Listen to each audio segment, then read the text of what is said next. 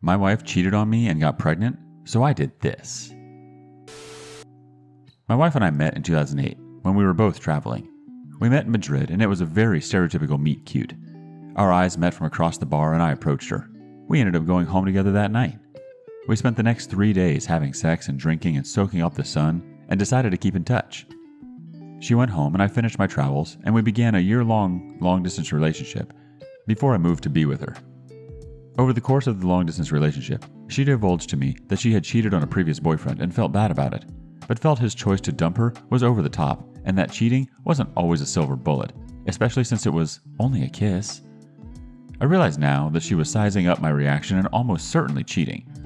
This I can actually forgive and let go because duck long-distance relationships and it's in the distant past, but not what happened last week. I told her at the time it was a deal breaker, and if I caught her so much as flirting with another man, I would dump her. There are 2 absolute no-nos in a relationship: no violence and no cheating. A year after I moved, we got married, and a year later, she fell pregnant. I was overjoyed. She seemed distant and sad and anxious the first 2 months after finding out, and eventually, after I poked and prodded, she broke down and told me she had a one-night stand around the time of conception, and the kid might not be mine. I was on a plane back home 2 days later and didn't speak to her for a month. I ignored all her messages and calls, but eventually I caved and we talked. She said she was going to get an in utero paternity test, and if the baby wasn't mine, she would terminate, but that she wanted me to come back first. I went back and she got the test. I was in the room when she got the results. Not mine. I told her she was scheduling the appointment that day, or I was going to a divorce lawyer as soon as I left the hospital. She scheduled the appointment for a week later. The day of the appointment, I drove her and held her hand, as an abortion under any circumstances is a traumatic event for a woman. In the car, she broke down in tears and begged me to wait, change my mind, try to make it work, anything but go through with it. And I looked her dead in the eye and told her, "Do whatever you want. It's your body and your life, but I will not raise another man's child. That child will be the living embodiment of your betrayal and a daily reminder of what you did. I will not subject myself to that. Termination or divorce." Edit for detail. I wanted a divorce. As soon as she hesitated, I jumped right to divorce. I never tried to talk her into it. I advised against the abortion. She didn't want to keep the kid and lose the marriage. She wanted both. She told me directly that she would terminate if I left her regardless. She even told me before I flew back that even if the baby was mine and I divorced her, she would be getting a termination.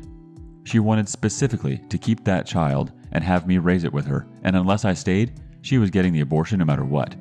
That was not happening. She asked me if she had it, if I would give her another chance. I said yes. I loved my wife.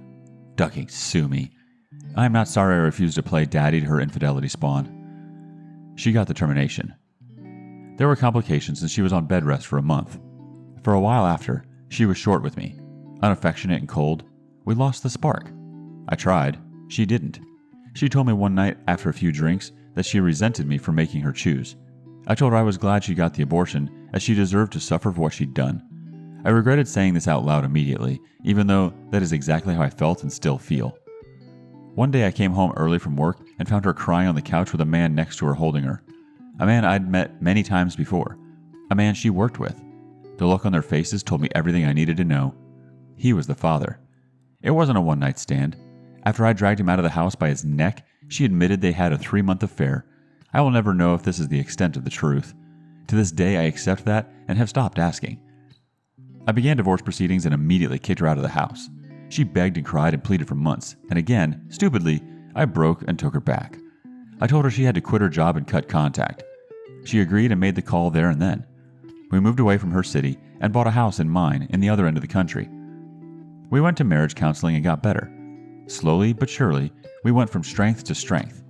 We now both had total transparency on all accounts and accepted that's the way it was. As time went on, I stopped looking on her phone. Things were great between us.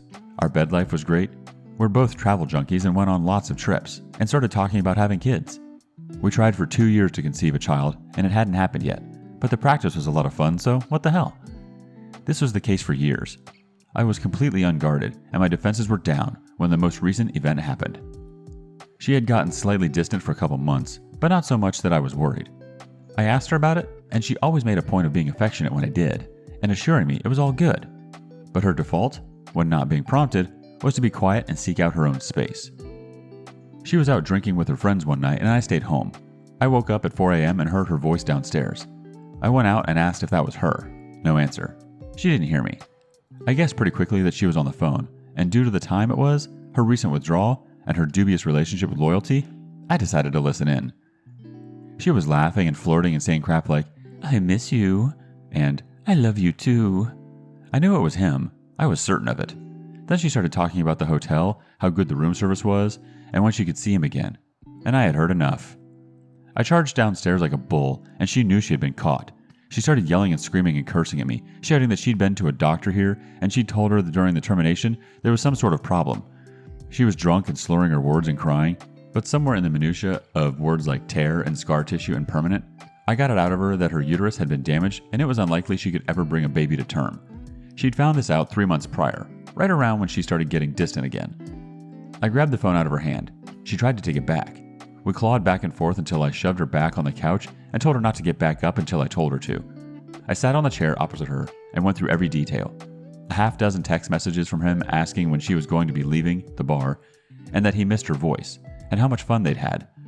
Obviously, all the other messages had been deleted, but she hadn't had a chance to delete the ones from that night yet. I read the messages aloud and she stared at me with daggers in her eyes. I asked her over and over to explain herself, and eventually she jumped up and started screaming again. She screamed that she'd taken a day off work and drove to meet him halfway, and they ducked in a hotel all day. She screamed that when she got the news from the doctor, she saw me as an enemy and he was her ally. She screamed at me that she wasn't sorry and that I'd ruined her life.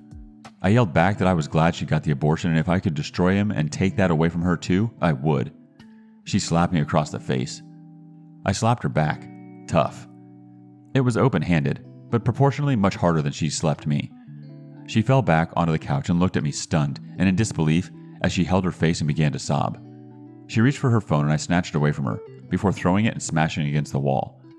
I went up to my room and paced back and forth, and she sat downstairs crying, and that's where we stayed until morning. When I went downstairs, she was asleep. I woke her up and told her to get a shower and get out, that I'd already made an appointment with my lawyer to file for divorce, and she wasn't staying in the house while I was gone.